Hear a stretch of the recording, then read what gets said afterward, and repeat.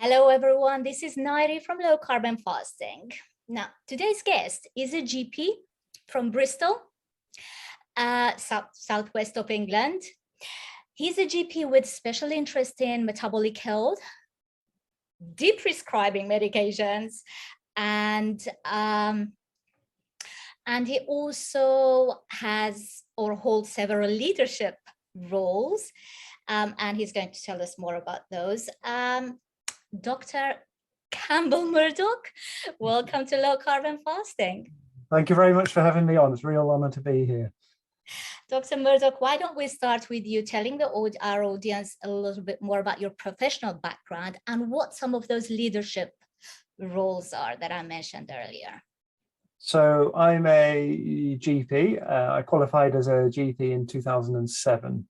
And not long after that, on top of my GP work, I did some postgraduate studies in organizational behavior and managing change. So really looking at how to improve how organizations work and how you can change what organizations are doing to be more effective. And then shortly after that, I studied postgraduate sports and exercise medicine at Bath University with a real focus for me on how you can optimize human kind of health, well-being and performance, with more of a focus on really what it is to be human and how to maximize that. But I thought athletes do a good job of that. Let's go and learn what they do. So that was a real eye-opener for me. That was back about just over 10 years ago now. And that discipline really encourages you to challenge your knowledge, because it's a fairly new discipline. So that was a bit of an awakening from the undergraduate studies where you're just swallowing textbooks. Then, whilst being a busy GP, but seeing that the world needs to shift and we need to change what we're doing, I picked up a variety of roles, really, including I worked for what was then called the CCG, which is the local healthcare commissioners. I was the person-centered care lead, which is basically helping to shift healthcare so it focus on what really matters to people and the individual rather than treating everyone the same, doctor knows best. Also trained in what was called quality improvement methodology, which is linking back to organizational change and improving performance. So it's about how do you improve primary care, how do you improve the NHS by looking at what the organization is supposed to be doing, measuring stuff of how successful it's doing that, and try changing things to improve that performance. And that's really looking at organizational level, but as I'm sure we can come on to, you can apply that exact same methodology to individual human metabolic health. Mm-hmm. And that's some of the headline acts from the past. I've also worked for what was Public Health England, which doesn't exist anymore, but I trained healthcare professionals in the importance of physical activity for health. And then in recent years, I've been more involved in kind of, like many of us now, trying to trailblaze your own path, realizing that there's lots of good to be done, and often that's easier to do when you can just blaze your own trail.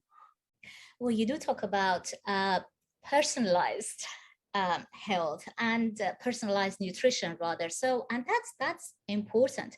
As you mentioned, I think already you alluded to athletes who are more used to it, right? To that personal attention, based on their endurance and what they're competing in, etc. But we don't do it for the general public, unless you're someone like me, a type 1 diabetic, who've come up with a regimen or a protocol that works for me, involving nutrition and insulin adjustment completely on my own, because the system or the advice or the guidance just is not there. Was not there, I was about to say, but it still is not there. So tell us more about how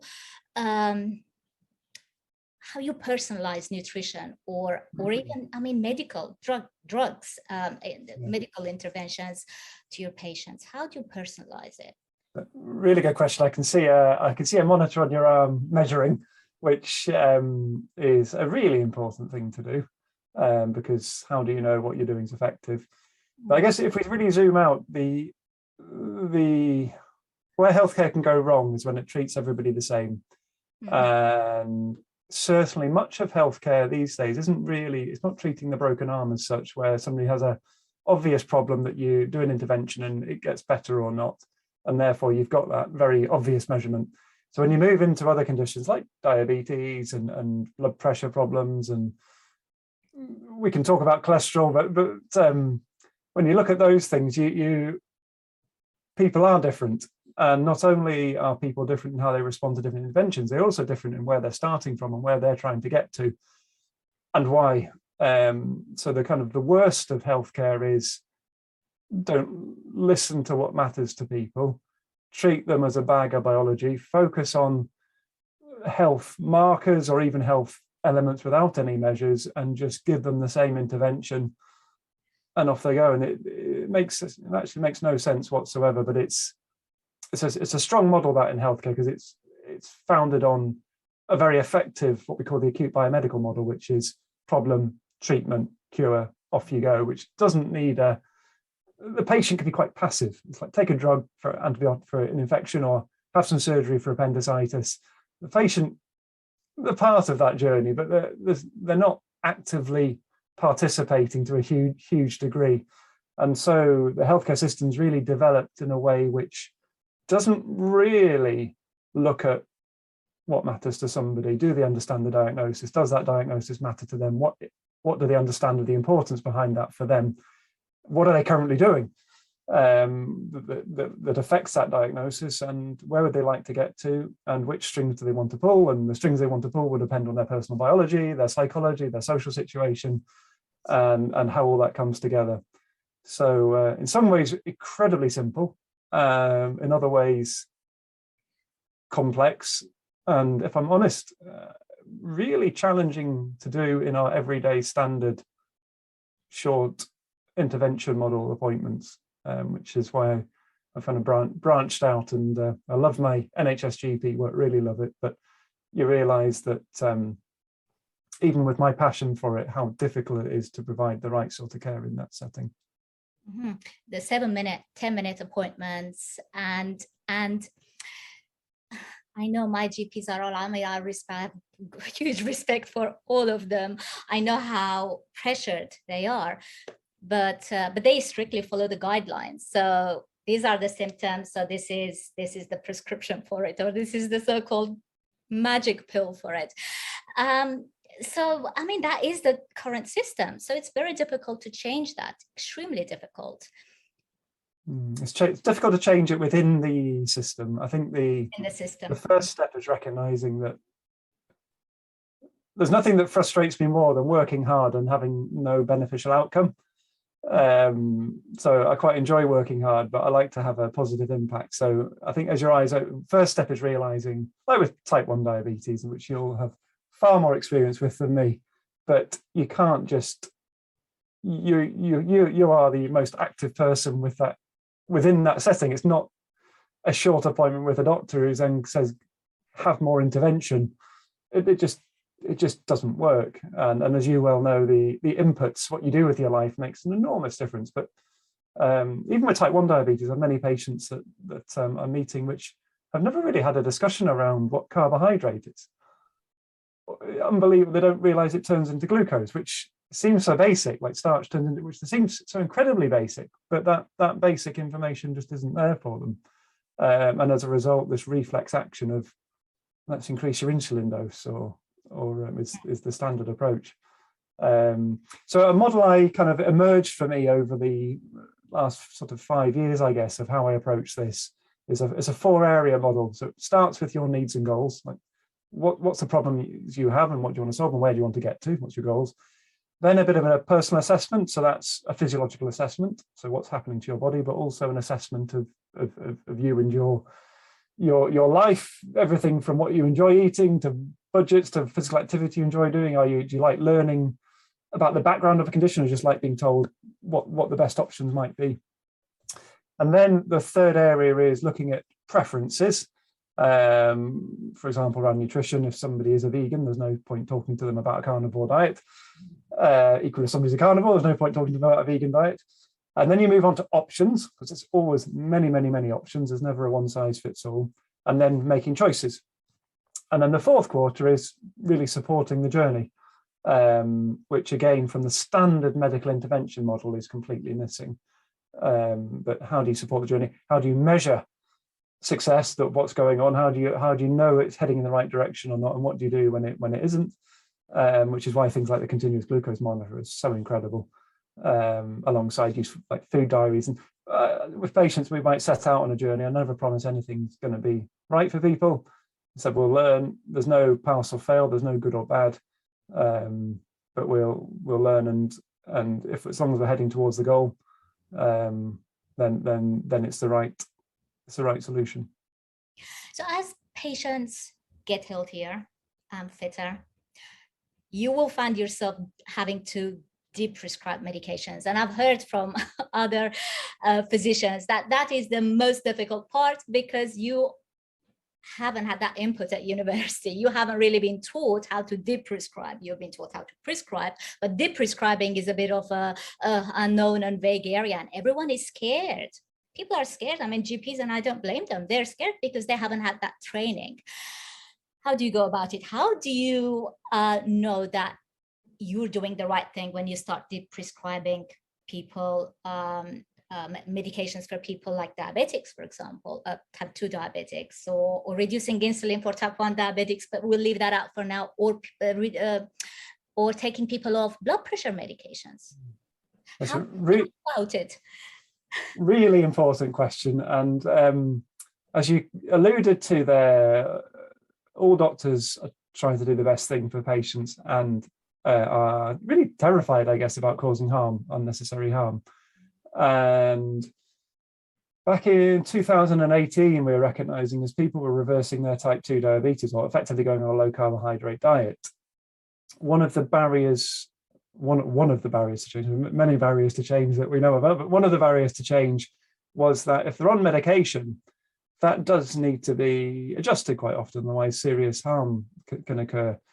And also back in 2018, the kind of low carbohydrate approach to type 2 diabetes reversal was starting to be accepted, but it was still an unnecessary kind of debate point when it should have just been accepted as this is an option for people to do.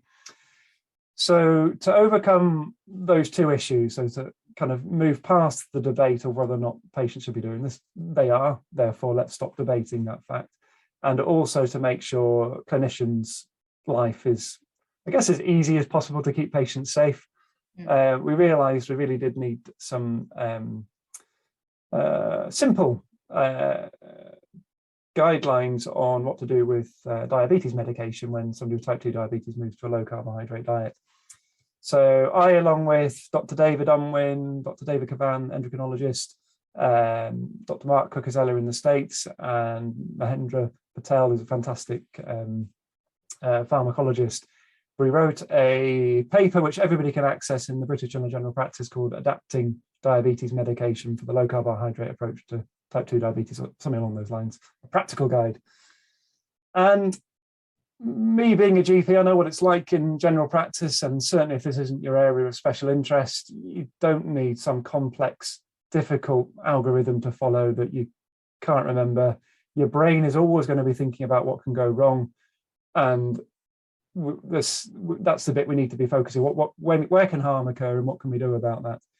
So this paper really listed all the different drug groups used for type 2 diabetes and highlighted which drugs could there be a serious risk if they're not adapted when you start a low carbohydrate diet. And then we looked at the drugs where actually there's no short-term serious risk with these drugs, to just kind of take the pressure off in that consultation. And it's really simple, actually, really, really simple. So there's basically insulin and sulfonylureas and some more rarely used drugs called meglitinides, which will basically lower your blood glucose even if it's already low. So they're the ones where serious harm of hypos can occur. Mm-hmm. And as a general rule of thumb, again, this is shouldn't be taken as personalized advice, but as a general rule of thumb, you kind of knock a third to a half off those drug doses if somebody goes on a proper low carb diet. It's always more difficult when people are kind of making baby steps of not being clear what they're actually doing, because it's difficult then to judge that medication reduction. And then there's these drugs called flows-into SGLT2 inhibitors, which make you pee glucose. We wrote our paper back in 2018 before some of the other supporting evidence for these drugs came through. But our conclusion back then was these drugs do carry a small risk of a serious adverse event, something called ketoacidosis, which people can end up in hospital or dead potentially. And it's thought that this is maybe higher risk when you do a low carbohydrate diet. So we concluded, well, if you're going to stop pouring the sugar in the top end, then it's probably safer just to stop the drug and remove that risk. And you don't need to pee as much glucose out the bottom. And times have changed a bit with how you might go about doing that drug, but as a general rule, I think that's a safe option. And then there's a group of other drugs, things like metformin, glitazone, Relues, gliptins, which you don't need to worry about on day one. You can come back to those later once things are stabilized. You're not trying to pack everything into a 10-minute consultation. And then finally, there's a drug which is almost never used now called acarbose. And acarbose is a drug that's used to block your gut from digesting sucrose and starch. Which is really interesting, isn't it? That people were told to eat a high carbohydrate diet and given the drug to block the gut digesting it, which one of the known side effects was bowel upset. But I've always find that drug one of those interesting conundrums that it really was being promoted at the time that high carbohydrate diets were the main kind of push.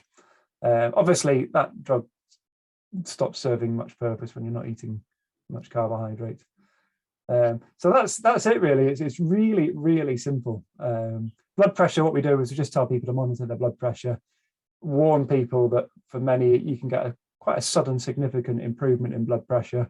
So if you're feeling dizzy, make sure you get your blood pressure checked, and then we can de-prescribe the blood pressure medication. So it's not difficult.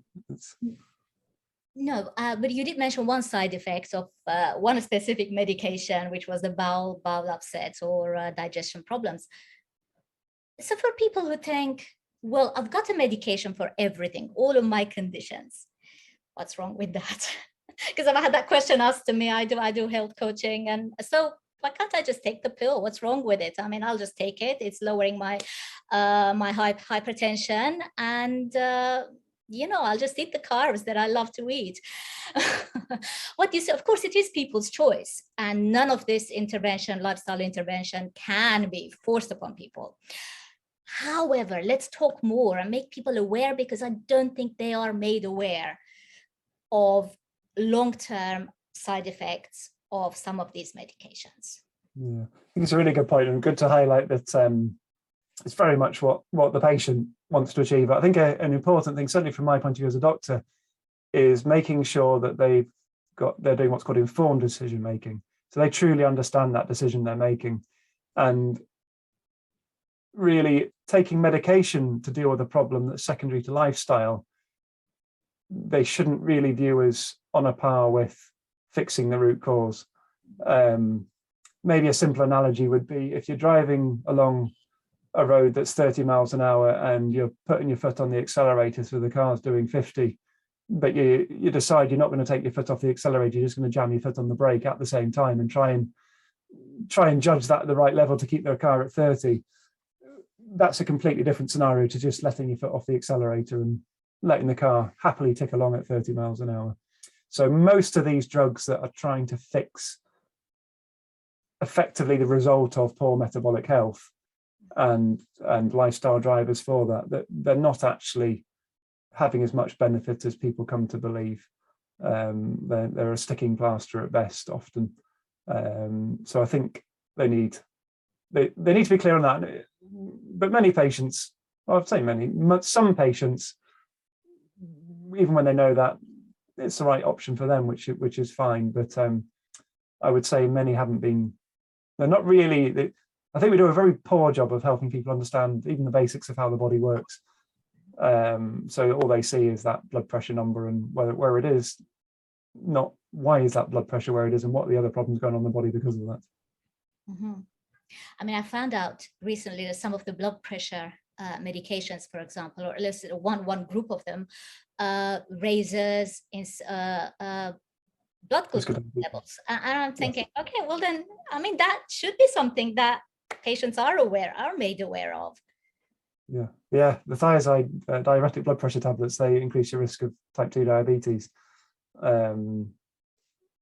Which which is doesn't really bonkers. help the situation, because the more insulin resistant you are, the likelihood that your blood pressure is going to be stuck higher up. Yep. And your glucose will be higher anyway. And and there's other blood pressure. There's a blood pressure tablet called amlodipine, which many people will take, and it 50% of the time causes ankle swelling. And so we're kind of fighting the ankle swelling, and people are putting up with a bit of ankle swelling. But actually, again, blood pressure can improve quite significantly. Some people, but not everyone, so I wouldn't want to overpromise. But for some people, let's say, well, let's address the metabolic health. Let your blood pressure improve, so I'll get you off the drug, and everything's good. And another drug with diabetes, metformin, fascinating. So many people take metformin for type 2 diabetes. But I've found over the years, and I've worked in a few different practices, so I sometimes pick up patients that may not have had a in-depth lifestyle chat and been on metformin for years, not realizing that it's the metformin that's been upsetting their gut. So metformin for at least a quarter of people, at least, probably more, causes diarrhea, changes your taste, bloating. And many of them just hadn't been pieced together that this was the cause. They'd been off a colonoscopy, so cameras up the bottom. They're on drugs to try and constipate them. I've had patients that almost can't leave the house, like widowed and kind of lonely, but can't leave the house because their bowels are so upset. You stop the metformin within 3 days. The bowels are better, which is, I'm kind of laughing at it, that it's so ridiculous, but it's such a simple, sad situation that thank you for mentioning that. I didn't know that about metformin, but I was fascinated recently when I heard that some type 1 diabetics now are requesting their GPs to prescribe metformin for them to help them with insulin sensitivity. I don't know about the effectiveness of it. I've never tried metformin, but there is one thing I do to, when I find that, okay, because of stress or maybe poor sleep, and we're going to mention those in a minute, or a heavy workload or whatever, it might be, or just overindulgence in peanut butter, for example, something, or cheese, would make me insulin resistant for a good 48 hours. So I decide to fast. Well, just a whole day of fasting makes me insulin sensitive again. And this is the reason I do fasting, not only to heal my gut, which actually all the bloatedness goes away. So it's a wonderful feeling. It's such a liberating feeling, just feeling lighter and healthier. But also for type 1s, it helps with insulin sensitivity. So so you don't need medication, you don't need any of it, just don't eat. Don't eat. And if you are fat adapted, of course you can go without food for 24 hours. I mean, it's not such a big deal. And I have a Facebook group of type 1 diabetics. We all fasters, we all fast in there. We're all on keto, and we fast every now and again to not only for autophagy and all the other benefits, but also to reset our insulin sensitivity. It works for us. We're doing it. So what are your thoughts on fasting, be it extended or intermittent? But intermittent fasting cannot be such a challenging thing for people who are fat adapted. It just comes naturally, don't you think? Yeah, I think from a medical standpoint, anything with a patient, anything up to 1 meal a day, unless there's nothing else kind of a bit different going on with them, but 1 meal, anything up, I have zero concerns about. I think it makes a lot of sense. And something you touched on there, which I think is the benefit you will see being type 1 diabetic, which people that aren't type 1 won't see, is actually you eat a load of cheese and it will create that short-term insulin resistance, which I think there's probably some people out there that have been kind of the fat heavy keto diet that weren't quite seeing their goals because they hadn't appreciated that impact of that large amount of fat being hitting in one go. Yes. So it's really interesting that you're able to actually see that, the effect of that. But I think fasting means which you and I'm sure many listeners will know, that we probably weren't designed to eat all the time. I think the Romans were 1 meal a day was their standard, as I understand it. And we have, at a minimum, if we're athletic and low body fat stores, we've still got 50,000 calories of fat in our body that we can use for fuel.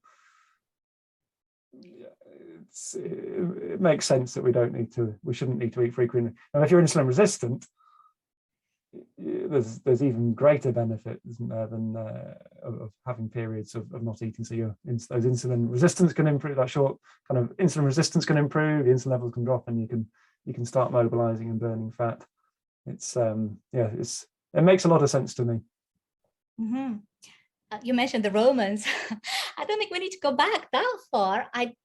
Our grandparents, for example, going back 60 years or 70 years, they didn't eat all the time. They probably had 2 meals or 3 square meals. And that was it. That whole snacking and eating in front of the television sort of culture wasn't there. You're right. Yeah, I think it was the industrial era, wasn't it? It was the 3 meals. I suspect that still was needed, and then the snacking between. Again, they started to touch on meal timing as well. So I wear a wearable that measures my heart rate variability, and so I know what happens to my body with eating. But it's that meal timing again. So again, this is that personalization piece. So some people say, I'm going to do 1 meal a day, I'm going to do 16/8 intermittent fasting. And the question is often, when's the best time to eat? And again, I always say that there are so many variables that go into that decision making that no one can turn around to you and say, this is what you should do. Some people, the sitting down at a table together is really important for the day, and you can't take that away. But everything else being equal, a large meal late in the evening will just wreck sleep. Absolutely, it'll put your resting heart rate up a good 10%, which basically means the body's not going to repair and recovery until 2-3 in the morning, and so therefore you're not getting that resting sleep. So my again, this is not scientifically this is not authoritative, but my feeling is probably a meal around about 2 or 3 p.m. A decent meal around 2 or 3 p.m. is probably, everything else being equal, what might work quite well for people. I promise the audience, we haven't talked about this. Dr. Murdoch and I did not talk about this before, but that is exactly what I do. I can't eat beyond, 3 is the latest for me because I'm avoiding carbohydrates. So most of my meal is heavy in protein and fat.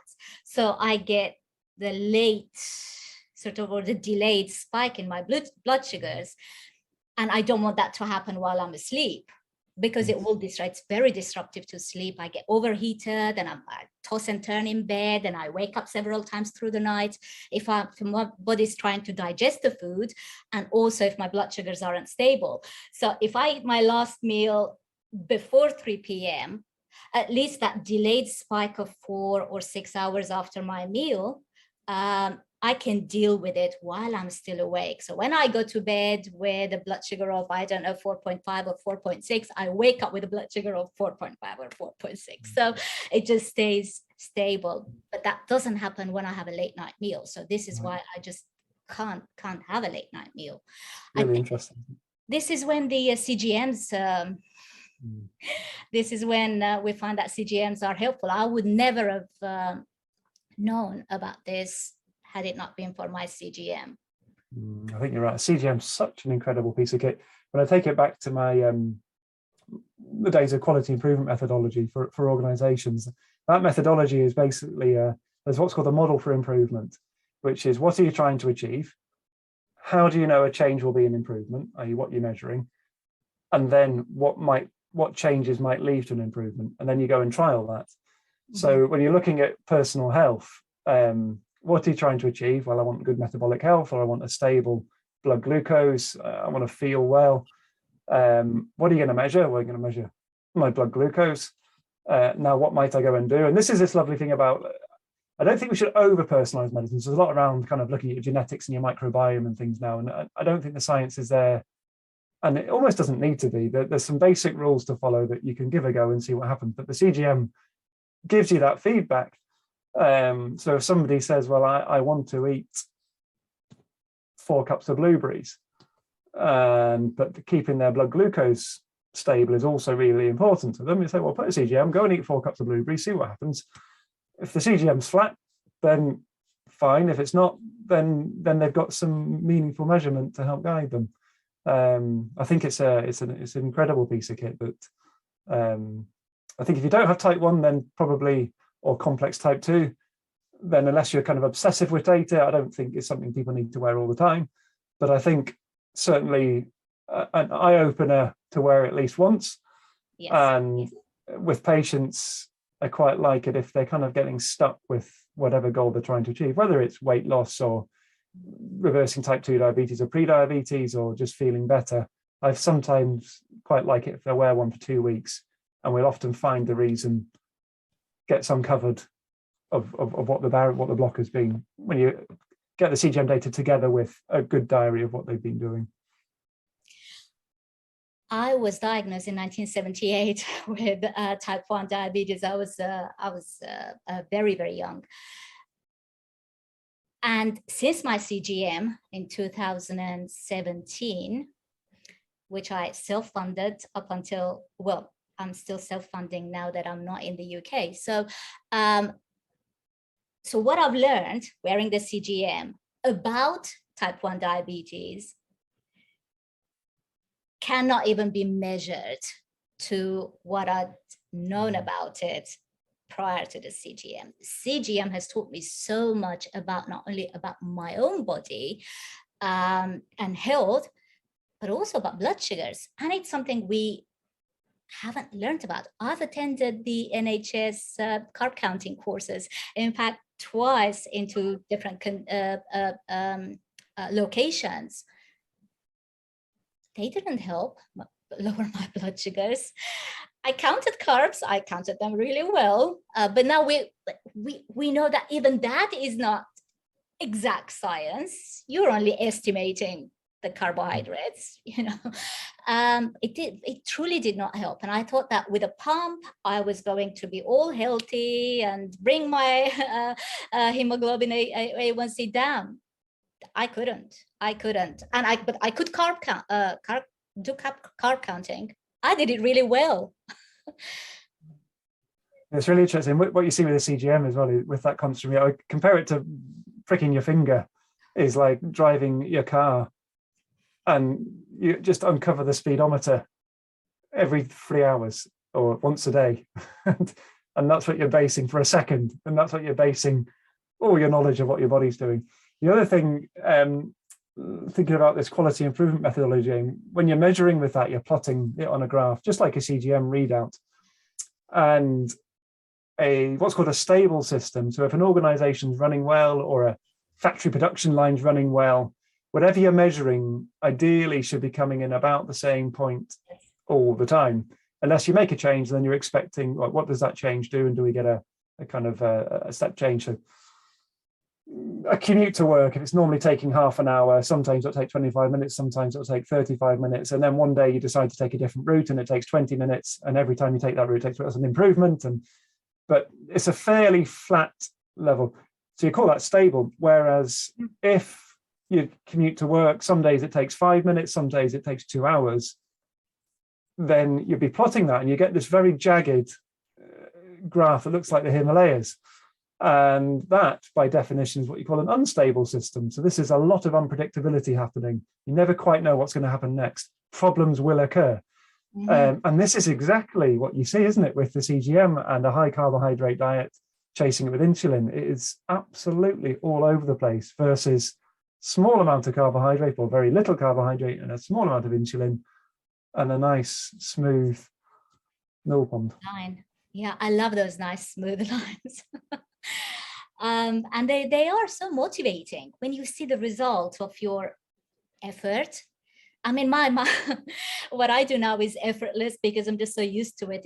I've been on low carb, in fact, strict keto now for so long. It's effortless for me. I don't even crave carbohydrates. If you put a bowl of pasta in front of me, I wouldn't even crave it or have it. But it's motivating to see how well you're doing. It must be for everyone else who's not type 1 too, right? Yeah, and getting that immediate feedback. So I guess in the scientific world, you call it biofeedback.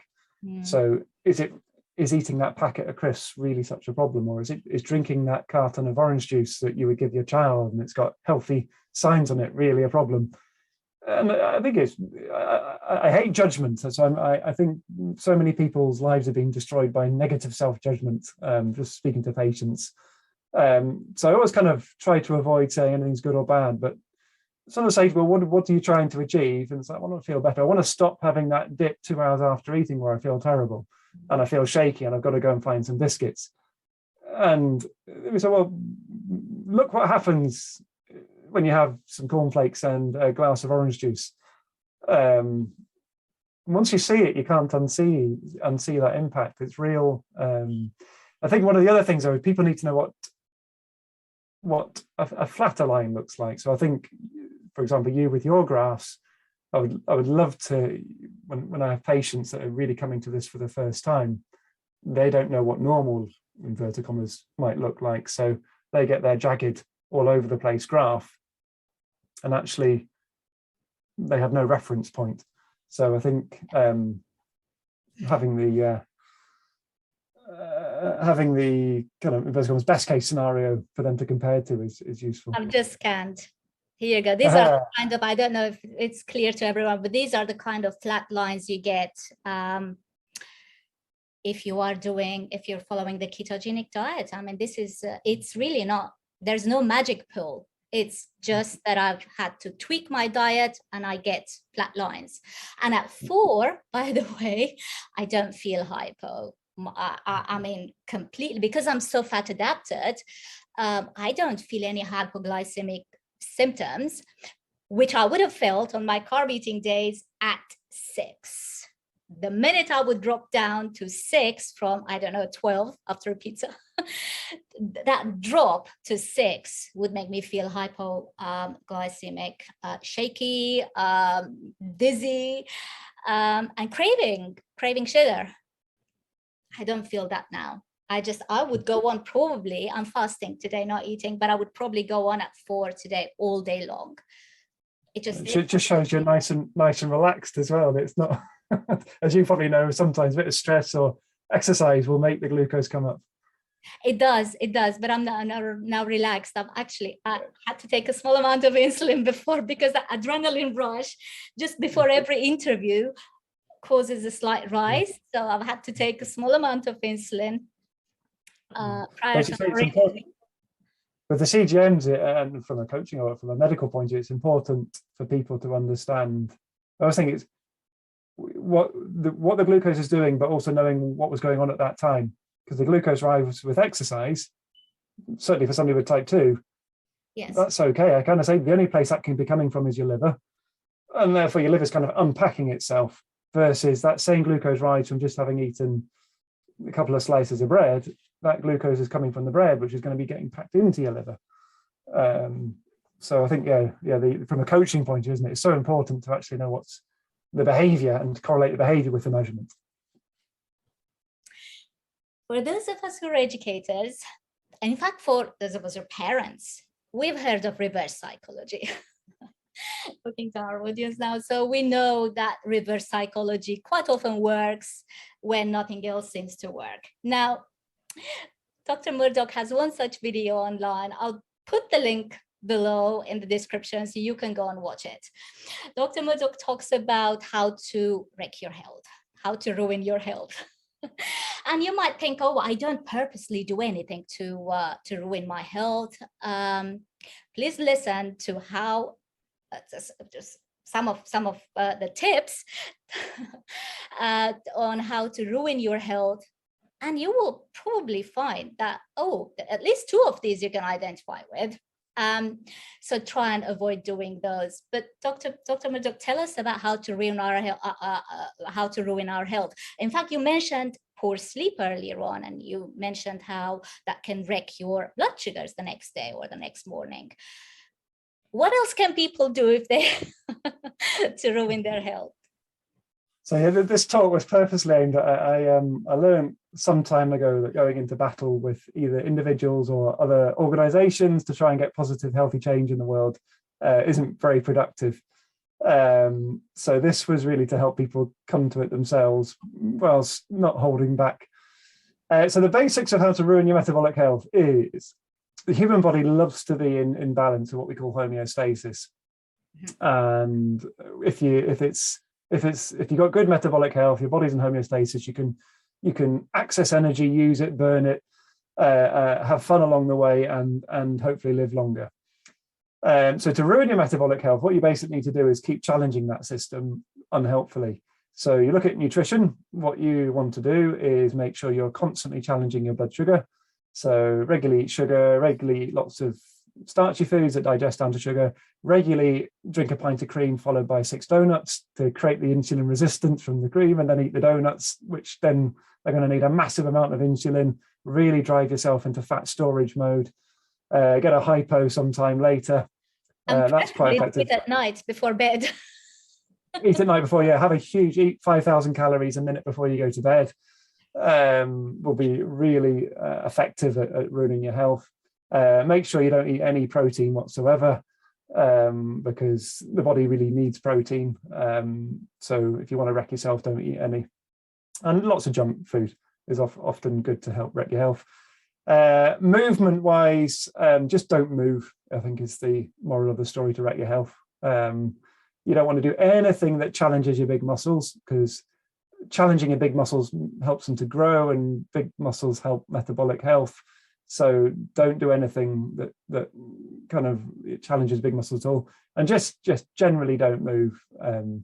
The body does like a bit of cardiovascular activity, so don't do any of that. Just sit on the sofa all day or behind a desk is a good idea. Sleep, sleep is pretty important for the body. So key is, like, make sure it's under 6 hours, or if you really want to go for it, under 5 hours. Will be pretty unhelpful for your health. So it will ruin your metabolic health, not only in stopping your body going to repair and recovery mode, but also really wreck your mood for the next day, make you grumpy, make you crave sugary foods, make you fall out with everybody and get more stressed. And then finally, stress or mindset. I think the easiest way to really enhance your stress, I found, is talk to people about nutrition.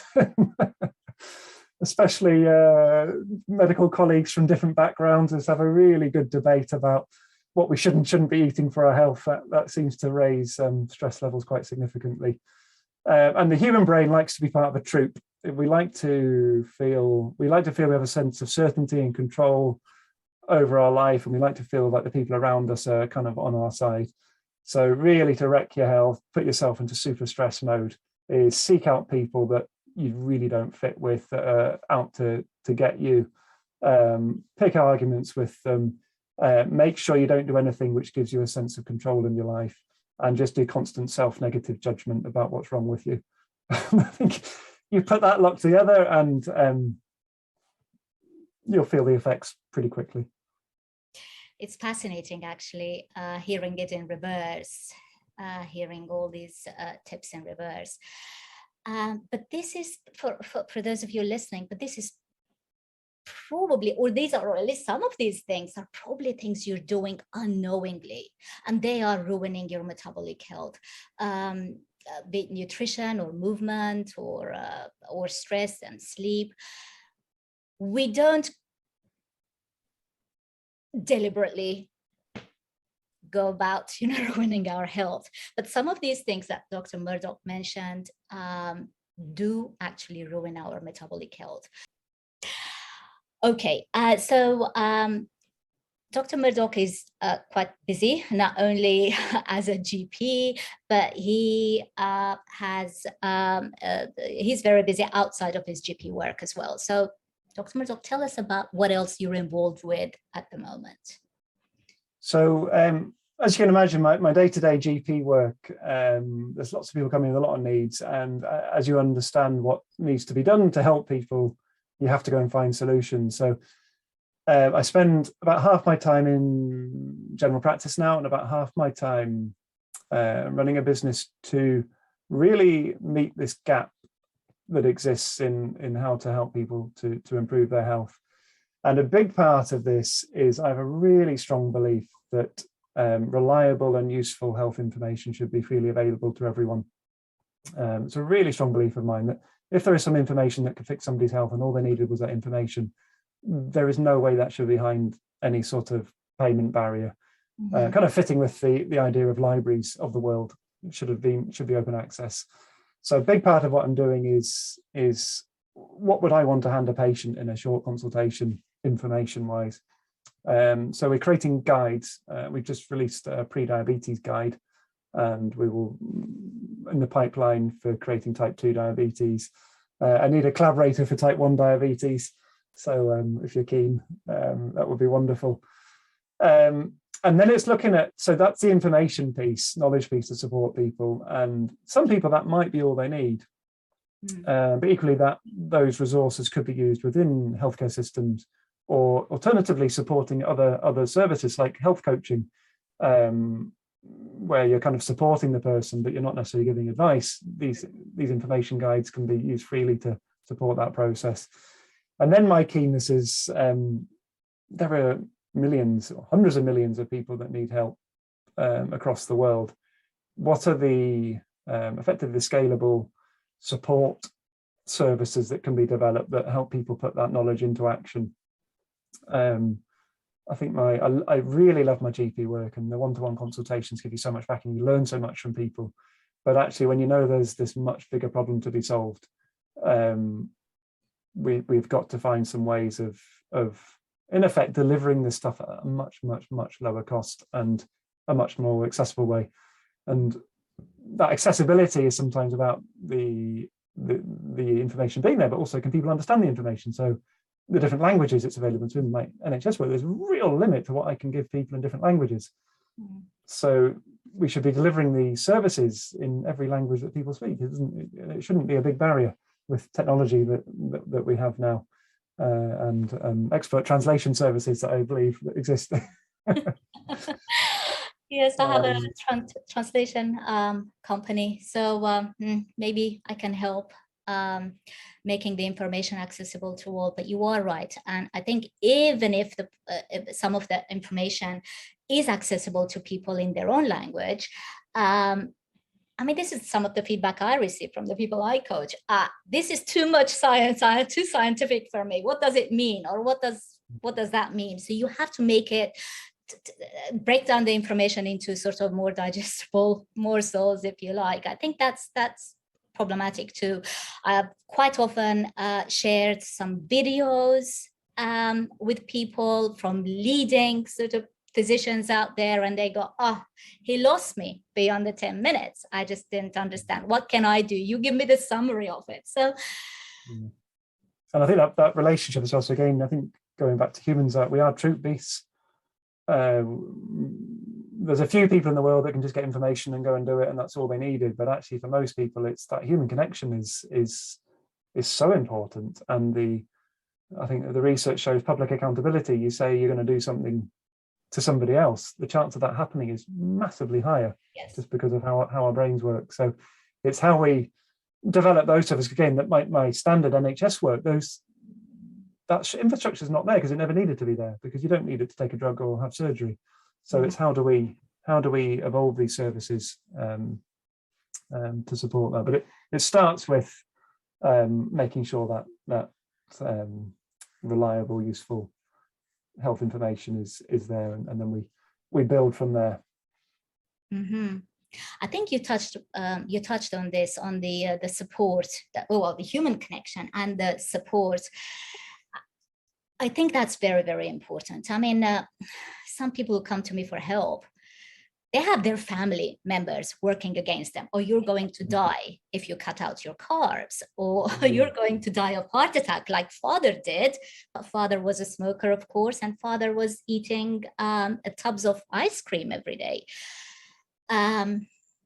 So I think the support is very important. We need the moral support of those who are close to us to be able to make a big sort of lifestyle change. Makes a huge difference. I think we also we normalize what we're doing compared to what people around us are doing. So I think the benefit of either support through coaching or support with a wider group, or if the family or friends can be on board with what you're doing, it means what you're doing is not different. I can't wait for the day where a low carb diet is called normal food, because it shouldn't feel different. But at the moment in our world it does. So you need that. You need your troop. You need your tribe, which yeah, you can get through many. I think I always say to patients, if you haven't got your tribe on your doorstep, go looking for one, because not everyone does have it on their in their home or in their work. They have to go looking for it, but it's so important, I think. Yeah, the normal way of eating. It should be called normal way of eating. I even object to it being called diet, because people have this fear of, I mean, quite understandably, of diets, and they think, oh, this is yet another diet, like the cabbage diet. So I'll do it for a week and see, and then they don't feel too well, and then they're craving carbs. And so maybe we shouldn't look at it as diet, but as a way of eating to survive and thrive. Yeah, I agree. One thing we didn't talk about when we were talking about deprescribing medications is about cholesterol. So when you do a lipid sort of profile test, what do you look at? You look at the total cholesterol and go, oh, that's too high, so I'm going to panic. Or do you actually look at some triglycerides and the HDL as well, and the ratio of those two? So what do you look at? Yeah, so as you say, when people commonly think they're getting a cholesterol tested, but they're getting what's called a lipid profile, and in that there's total cholesterol, HDL cholesterol, triglycerides, and LDL cholesterol. And there's been a massive overemphasis on total cholesterol, which I think 99% of the time I don't find it useful. It really doesn't tell you anything about what's going on, and this concept of high total cholesterol causing heart disease, I don't think is debated in any circle now. It hasn't caught up into general public, but even vast majority of cardiologists now who are very medical intervention orientated won't be saying it's the total cholesterol level that's the issue. So total cholesterol, one of my big pieces is helping patients understand why that's not important, which is a real tough one, because it's the number everybody wants to know. But I look at the triglycerides and HDL cholesterol the most, because a high triglycerides and low HDL cholesterol is an indicator of insulin resistance and high insulin levels. And when you're looking at metabolic health, that's what we're interested in. And then I'll look at the LDL cholesterol in context of that, and also what the patient's wanting to do. As far as statins go and deprescribing, so I'm very careful not to muddy the water between different things we're trying to achieve. So if it's about improving type 1 diabetes or reversing type 2 diabetes or lowering blood pressure or effectively fixing metabolic health, I say, well, let's do that. Statins, if they work, it may well be not through lowering cholesterol, it may be through some other mechanism. So let's just treat that as a thing on its own. So let's look at what what's called your cardiovascular risk is once you've made the change. And in UK general practice, we use something called Q-risk-3. So let's calculate what happens to your risk when you change your diet. Interestingly, most of the modifiable factors in Q-risk-3 are all related to insulin resistance and improve with a low carbohydrate diet. But equally, if somebody does that and they look and they still want to take a statin, then totally up to them. Equally, other people may not want to. But I think the challenge I find in my day-to-day practice is helping people to see that we shouldn't really be focusing on total cholesterol and deciding on that. Yeah, that's I see 100 results in a day sometimes with filing our blood results, and honestly, the total cholesterol serves. There's just no correlation to a person with what's going on. But apart from a few people, sorry.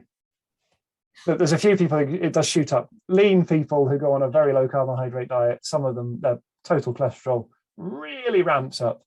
I think when that happens, we have a kind of a personalized discussion, but invariably their HDL cholesterol's gone up, the triglycerides have gone down, they're feeling better. We can run the calculator, Q-risk calculator, and let's keep it objective and again decide on that. But that's a really interesting cohort of people, which I think there's more research to come on what that means. But I've got my personal opinions, but I was one of them. So my LDL went up slightly, but triglycerides and HDL are fine, normal, in fact, healthy, in a healthy range.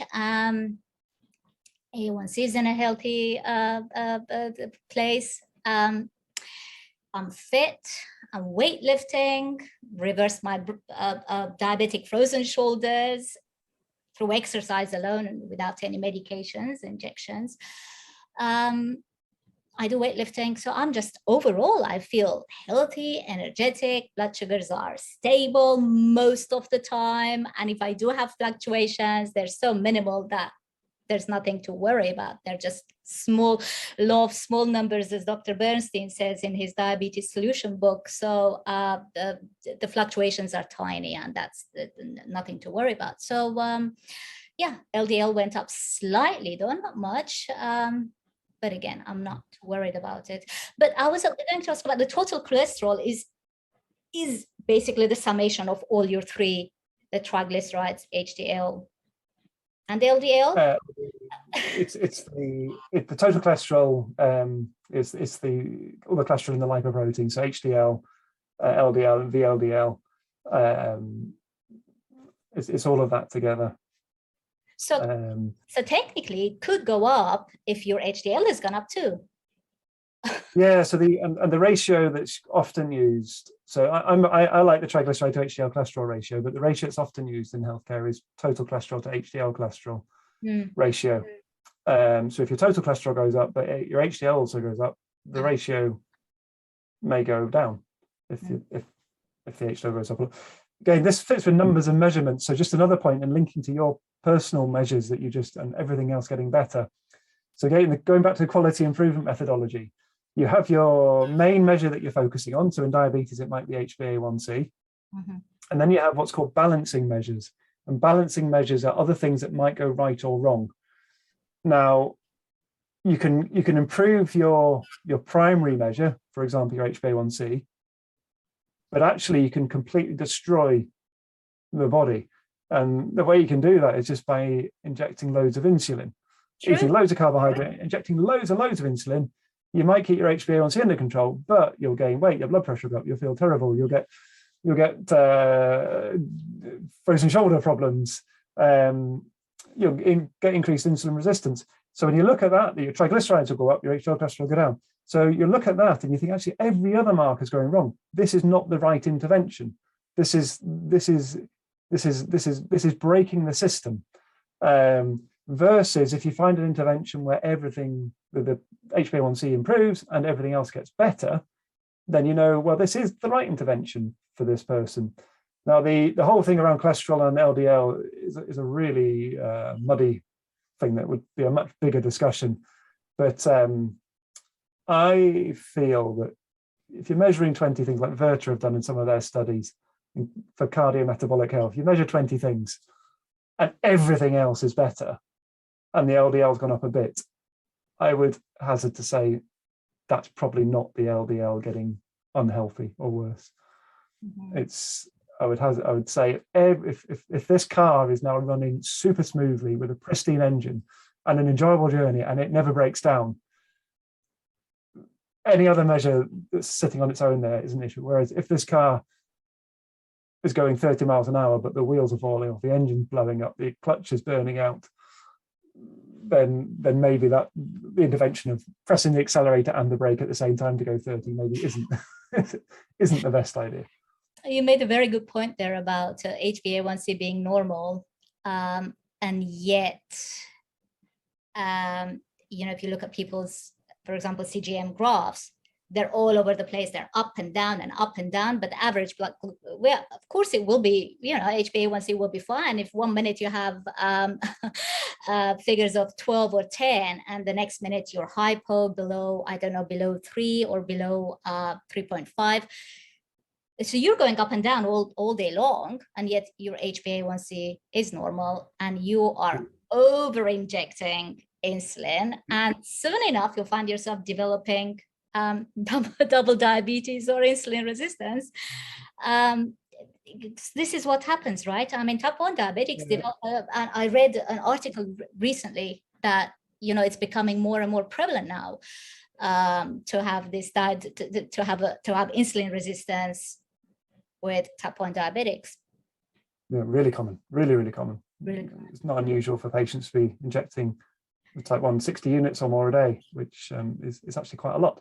The up and down, the analogy I sometimes use with people is, so in the UK, the third lane of the motorway is the fast lane, but when the traffic slows down, the people in the fast lane are the people that want to keep accelerating.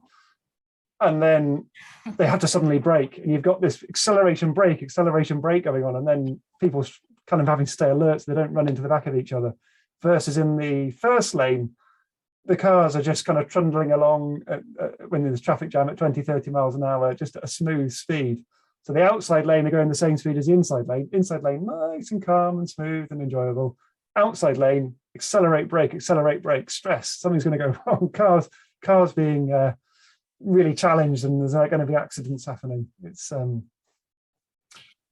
natural systems. Yeah, I love that analogy, and it's interesting that I think there are studies now showing that it is the blood sugar fluctuation that have a bigger impact on your overall health, rather than generally where you're at with blood sugars. So people with slightly higher blood sugars, as long as they're not fluctuating all day long, have better health outcomes than people who lower, and then they go up and high and up and high up. So, and that was fascinating for me. So yeah. Dr. Murdoch, I can't thank you enough for your time today. This was a fascinating conversation. I could have talked more and more with you, but we've run out of time. So thank you once again for accepting my invitation. A real pleasure being on. Thank you for having me.